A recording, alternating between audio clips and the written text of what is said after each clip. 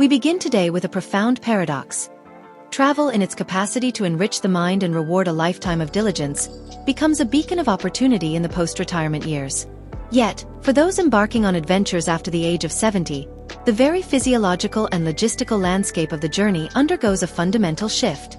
We must move beyond the obvious concerns of mobility or basic insurance and confront the deeper, often surprising, vulnerabilities that accrue with advanced age, vulnerabilities that can turn a dream vacation into a serious health crisis. This understanding is not intended to discourage global exploration, but rather to equip the knowledgeable traveler with the foresight necessary to transform risk into calculated resilience. The first, and perhaps most subtle, danger lurking beneath the surface of seemingly robust health lies in the diminished functionality of the body's primary defense mechanism, a phenomenon known as immunosenescence. The elderly immune system is simply less effective, a fact with two critical implications for the globetrotter. Firstly, the standard travel vaccines, so protective for younger individuals, may exhibit blunted immunogenicity, meaning the elderly body fails to produce the robust antibody response needed for full protection against diseases like influenza, yellow fever, or certain strains of pneumonia that are endemic to foreign destinations. Secondly, should exposure occur, the body's reduced physiological reserve means that minor infections, such as traveler's diarrhea or a common viral ailment, are far more likely to escalate into severe, complicated, or even fatal conditions requiring intensive medical intervention. The seemingly mundane act of consuming street food or sitting next to a coughing passenger becomes a risk multiplier, demanding an elevated standard of preventive caution far exceeding that of a younger cohort. A second significant area of surprise risk emerges at the intersection of medication management and the disruption of the body's internal clock. This is the danger presented by polypharmacy coupled with circadian desynchrony, commonly known as severe jet lag.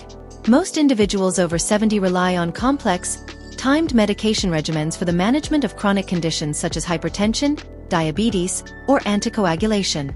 When crossing multiple time zones, the traveler attempts to adhere to a revised dosing schedule, often while dealing with the digestive disruption, sleep deprivation, and dehydration inherent to long-haul flight. The resulting chaos in the body's metabolism and clock genes can lead to unpredictable drug plasma levels.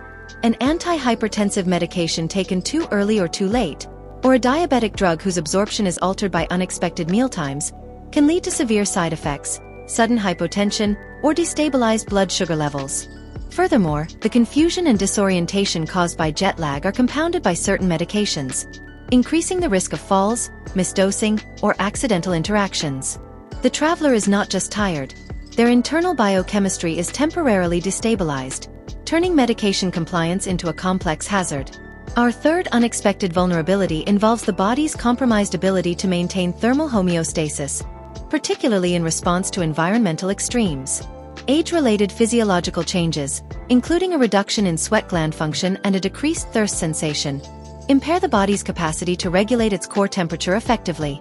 This means that a warm day in a Mediterranean climate or a brief exertion during a safari can rapidly precipitate non-exercise-related heat stroke, a condition which can be further exacerbated by common prescription drugs such as diuretics, beta blockers, or antidepressants.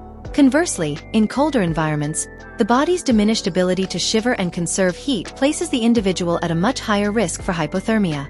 The margin for error in maintaining thermal balance narrows dramatically after 70, requiring meticulous planning, clothing choices that transcend mere comfort, and an acute awareness of personal hydration status regardless of apparent thirst. The fourth, and often overlooked, danger is the subtle decline in executive cognitive function, which is exponentially magnified by the unfamiliarity of foreign travel. While an individual may function perfectly in their routine home environment, the complexity of negotiating unfamiliar transportation systems, interpreting foreign signage, processing different currencies, and interacting in a non-native language places a disproportionate burden on cognitive resources. This magnification of cognitive load increases the risk of critical errors. Errors such as forgetting a travel document, becoming lost and disoriented, or falling victim to sophisticated financial scams that target vulnerable tourists. The simple exhaustion of sustained concentration in a novel environment can impair judgment and quick decision-making, turning a minor inconvenience into a security or financial setback. Traveling with a companion who can share this cognitive load is often the most effective, though sometimes surprising, form of risk mitigation. Finally, we identify the fifth critical risk: the significantly increased and often silent threat of venous thromboembolism, or VTE. encompassing deep vein thrombosis and pulmonary embolism. Advanced age, particularly over 60, is an independent risk factor for VTE, and this risk is powerfully amplified by the prolonged immobility of flights, train journeys, or long bus transfers. The combination of stasis, dehydration in dry cabin air, and pre-existing conditions such as certain cardiac diseases or recent surgeries creates a perfect storm for clot formation.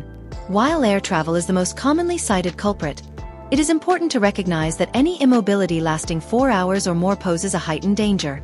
A pulmonary embolism, which occurs when a clot travels to the lungs, remains a major cause of preventable travel-related mortality and can often manifest with nonspecific symptoms, requiring immediate and expert medical attention which may not be readily available in remote destinations. These 5 surprising risks necessitate a comprehensive, proactive approach to safety. The core strategy must begin with a thorough pre-travel medical assessment, ideally 6 to 8 weeks before departure. This consultation must go beyond routine checks. It must involve a detailed review of all chronic medications to anticipate time zone scheduling conflicts and potential drug-drug or drug-environment interactions. The physician should be asked specifically about high-dose or adjuvant vaccines that may offer better efficacy for the elderly immune system.